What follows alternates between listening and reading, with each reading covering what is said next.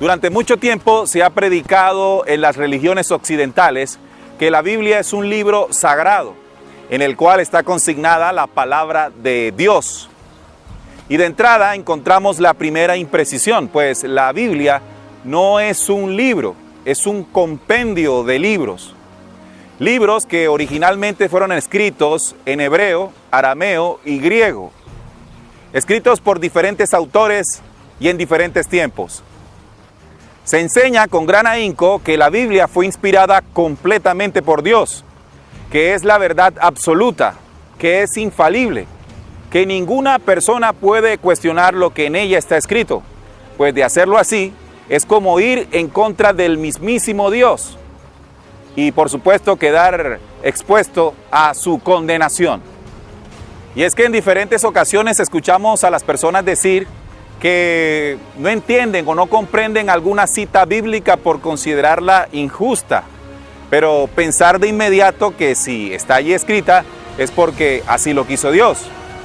Pero para saber en realidad si es verdad todo lo que se dice de la Biblia, es necesario ir al pasado y recordar eventos históricos que nos permitan descubrir la verdad sobre el libro más leído por la raza humana.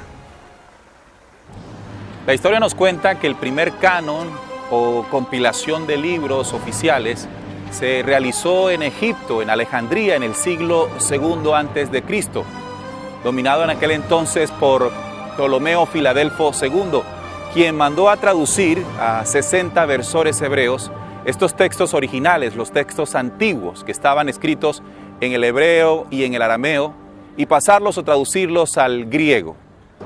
Este proceso, este evento de traducción tardó unos 180 años en completarse y se le conoció a este canon como la Septuaginta.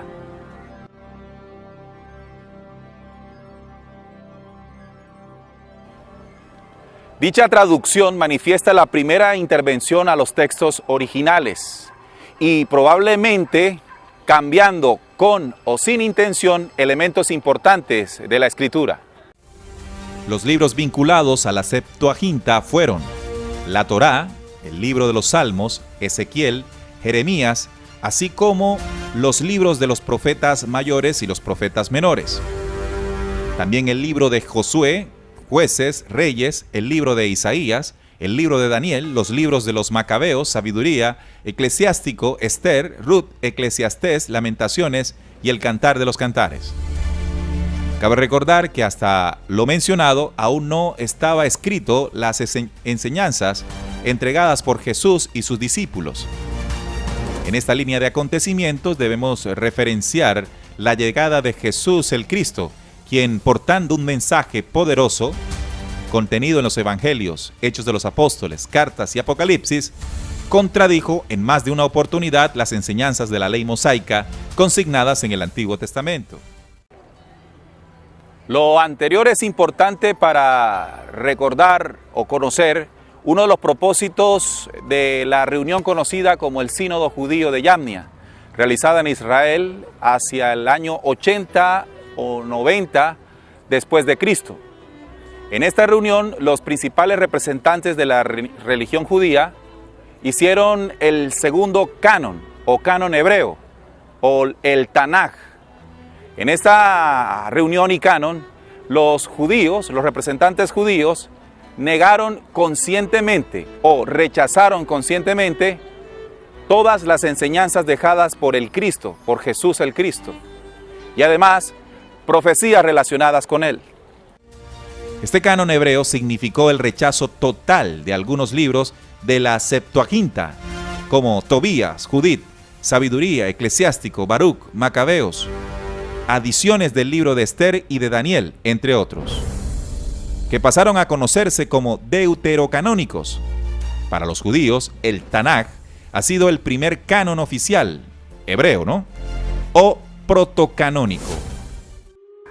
225 años más tarde, en Roma, se convocó la reunión ecuménica denominada el Concilio de Nicea, esta por parte del emperador romano Constantino. En esta reunión se conformó el tercer canon y además fue el momento de la conformación de la religión cristiana católica. Pero además se hizo lo que no se había permitido en la reunión anterior de Yamnia, es decir, la unión del mensaje de Cristo, es decir, el Nuevo Testamento, y el culto a adoración a Jehová, Dios de los hebreos. A partir de ese momento en adelante, todos los cristianos utilizan como fundamento de fe un documento que está constituido por dos tradiciones completamente antagónicas: el Tanaj hebreo y el mensaje de Cristo. Narraciones en las que se distingue un Dios violento, colérico y vengativo, mezcladas con el mensaje de amor y resurrección del Padre Altísimo a través del Cristo.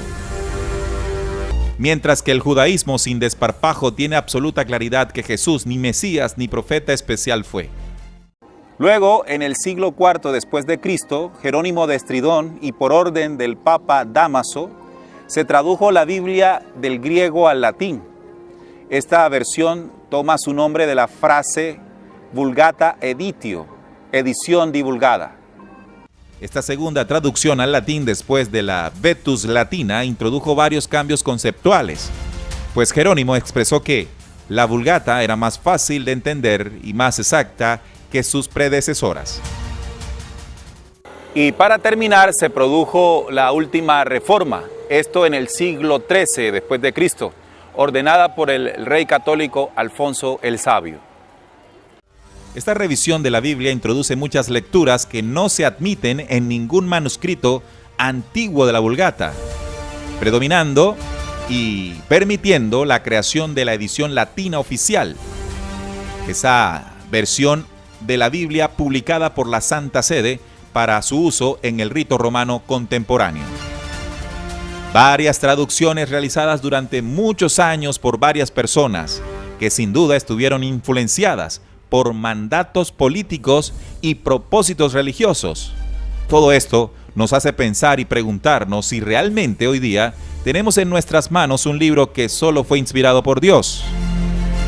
La conclusión que puede sacar una persona prudente, no religiosa, es que la Biblia es un documento histórico que nos permite conocer relatos antiguos, no exactos, que revelan, por un lado, la identidad y características de un Dios falso, adorado por los judíos, un pueblo que dice ser elegido por él, y por el otro lado, las valiosas narraciones de un plan de luz que busca proteger al hombre terrestre de todo ese engaño y maldad.